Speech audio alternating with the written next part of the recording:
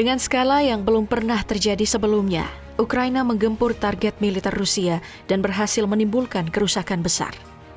Aksi ini mempertegas bahwa tensi antara kedua negara belum menunjukkan tanda-tanda akan mereda. Justru sebaliknya, serangan balik dari Moskow diprediksi akan sangat dahsyat, bahkan bisa melampaui apa yang selama ini dibayangkan dunia.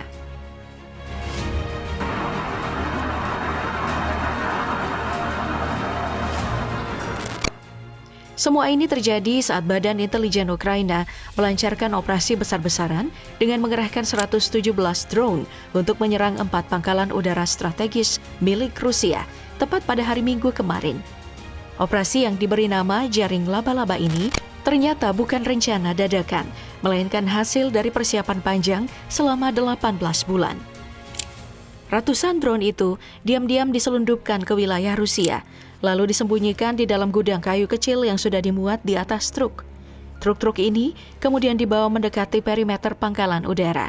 Di sana, atap gudang dirancang bisa terbuka otomatis melalui sistem kendali jarak jauh. Begitu atap terbuka, drone pun lepas landas dan langsung melancarkan serangannya. Begitu penjelasan dari salah satu pejabat yang mengetahui operasi tersebut. Вот он, коптер опять взлетел. Откуда взлетает, ничего не понятно, блядь. Setelah melalui persiapan panjang dan penuh perhitungan, Badan Intelijen Ukraina akhirnya menjalankan operasi serangan besar-besaran dengan mengerahkan ratusan drone ke 4 pangkalan udara strategis milik Angkatan Udara Rusia. Target mereka tersebar di berbagai penjuru negeri, mulai dari pangkalan udara Ivanovo di bagian tengah Oblast Ivanovo, lalu Diaghilevo yang terletak di wilayah Ryazan, hingga Olenya di ujung barat laut, wilayah Murmansk. Bahkan serangan menjangkau pangkalan udara Belaya di Irkutsk, Siberia, yang jaraknya mencapai 2.500 mil dari Ukraina. Lalu, seberapa sukses serangan ini? Hasilnya benar-benar mengejutkan. Kementerian Pertahanan Rusia mengklaim bahwa sistem pertahanan udaranya berhasil menggagalkan serangan drone Ukraina terhadap pangkalan udara Ivanovo dan Diaghilevo dalam insiden hari Minggu lalu. Namun nasib berbeda dialami 2 pangkalan lainnya, Olenya dan Belaya, yang justru gagal dipertahankan. Serangan diluncurkan dari jarak yang sangat dekat, membuat sistem pertahanan udara tak sempat bereaksi maksimal. Akibatnya, kedua pangkalan tersebut mengalami kerusakan cukup parah akibat hantaman drone yang berhasil menembus pertahanan. Serangan besar-besaran itu bahkan dilaporkan telah membakar hingga 40 unit pesawat pengebom strategis milik Rusia. Di antara yang terdampak adalah berbagai jenis pesawat canggih, termasuk Tu-95, Tu-22, Tu-160, dan pesawat tempur peringatan dini A-50. Namun menurut sorotan utama dari berbagai media tertuju pada kerusakan yang menimpa Tu-95 dan Tu-22. Bukan tanpa alasan, kedua jenis pesawat ini memiliki peran vital dalam melancarkan serangan rudal jarak jauh ke kota-kota Ukraina. Lebih dari itu, kedua model tersebut sudah tidak lagi diproduksi.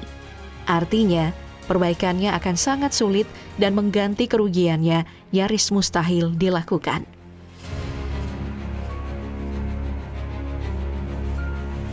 Ukraina jelas merasa puas dengan keberhasilan operasi Jaring Laba-Laba ini. Hanya dengan mengandalkan armada drone, mereka mampu membuat Rusia kehilangan puluhan pesawat pengebom strategis, sebuah pencapaian besar yang tak bisa dianggap remeh. Ukraina pun meyakini bahwa sekalipun Rusia berusaha memperbaiki semua pesawat yang rusak, prosesnya akan memakan waktu yang tidak sebentar. Bahkan, menurut perhitungan dari pihak Ukraina, total kerugian yang diderita Rusia akibat serangan ini diperkirakan mencapai 5,2 miliar pound sterling atau sekitar 7 miliar dolar Amerika. Salah satu sosok yang paling menunjukkan rasa bangganya atas keberhasilan operasi ini adalah Presiden Ukraina sendiri, Volodymyr Zelensky. Lewat akun resminya di platform X, Zelensky secara terbuka menyampaikan kebanggaannya atas keberhasilannya menargetkan wilayah yang lebih dalam di jantung Rusia. Dalam unggahannya, ia menjabarkan rincian serangan tersebut dan mengungkapkan kepuasannya, terutama karena rencana yang sudah dipersiapkannya selama 1,5 tahun, akhirnya membuahkan hasil yang nyata. Оце так файно виглядає зараз аеродром Білая. Meski menjadi kemenangan bagi Ukraina, keberhasilan operasi Jaring Laba-Laba ini justru menjadi tamparan keras bagi sistem keamanan Rusia. Serangan tersebut menunjukkan dengan jelas betapa lemahnya pertahanan Rusia saat ini. Tampaknya, Moskow tak pernah membayangkan bahwa Ukraina mampu melancarkan serangan sejauh 2.500 mil hanya dengan mengandalkan drone. Padahal sebelumnya, Ukraina sangat berharap bisa menggunakan rudal jarak jauh Storm Shadow bantuan Inggris untuk menyerang lebih dalam ke wilayah Rusia. Sayangnya, hingga kini, Inggris belum memberikan izin bagi Ukraina untuk memakai rudal tersebut di luar batas tertentu.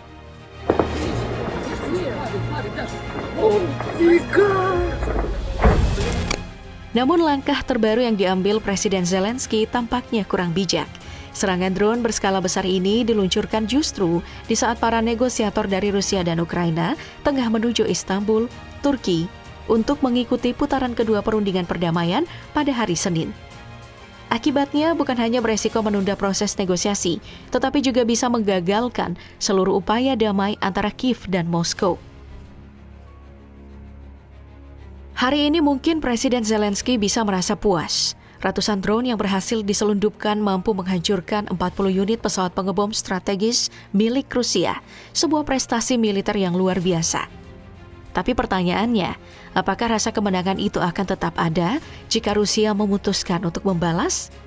Karena jika melihat pola sebelumnya, balasan Rusia biasanya jauh lebih besar dan lebih menghancurkan dari serangan awal yang mereka terima. Jadi, mampukah Ukraina menghadapi amarah penuh dari Presiden Vladimir Putin? Seharusnya Zelensky menyadari selama ini Putin hanya mengerahkan sebagian kecil dari kekuatan militernya dalam perang di Ukraina.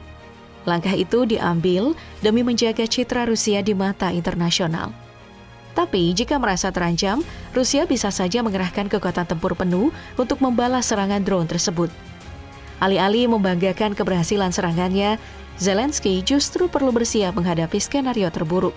Karena dalam doktrin militer Rusia, balasan terhadap serangan musuh dilakukan dengan kekuatan berlipat ganda.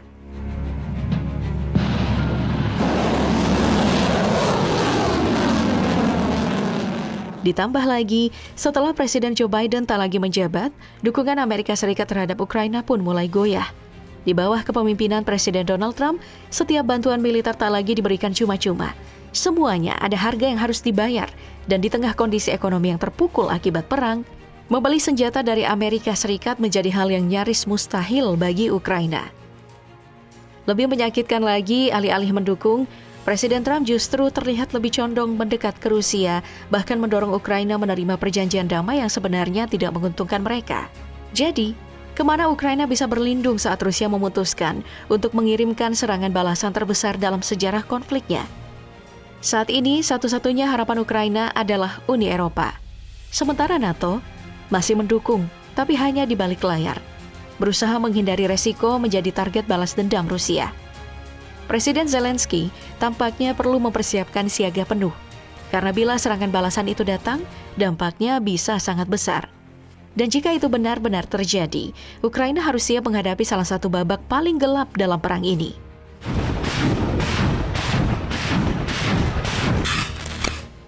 Rumor yang beredar belakangan ini menyebutkan bahwa Rusia tengah bersiap melancarkan serangan balasan. Pasukan nuklir mereka dikabarkan sudah dalam kondisi siap penuh, hanya menunggu perintah langsung dari Presiden Putin untuk bergerak. Saat ini, Putin disebut-sebut tengah mempertimbangkan dampak serangan tersebut, baik dari segi skala kehancuran maupun konsekuensi geopolitik yang mungkin terjadi di kancah internasional.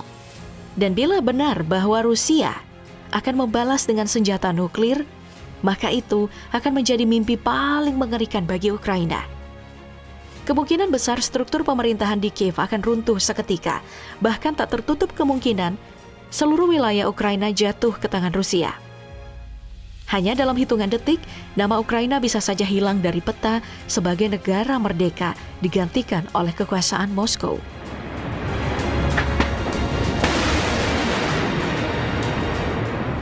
Jika situasinya sampai menyentuh titik penggunaan senjata nuklir, Ukraina nyaris tak punya ruang untuk bergerak.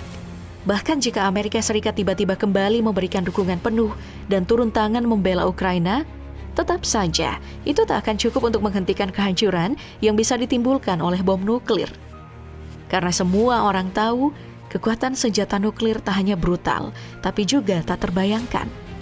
Ironisnya, Semua ini bermula dari keputusan Zelensky yang dengan percaya diri membatalkan jalur diplomatik. Sementara di sisi lain, Presiden Trump yang sejak awal ingin mendamaikan Moskow dan Kiev mungkin saja akan membiarkan Rusia melangkah lebih jauh. Akhirnya, semua ini tinggal menunggu waktu.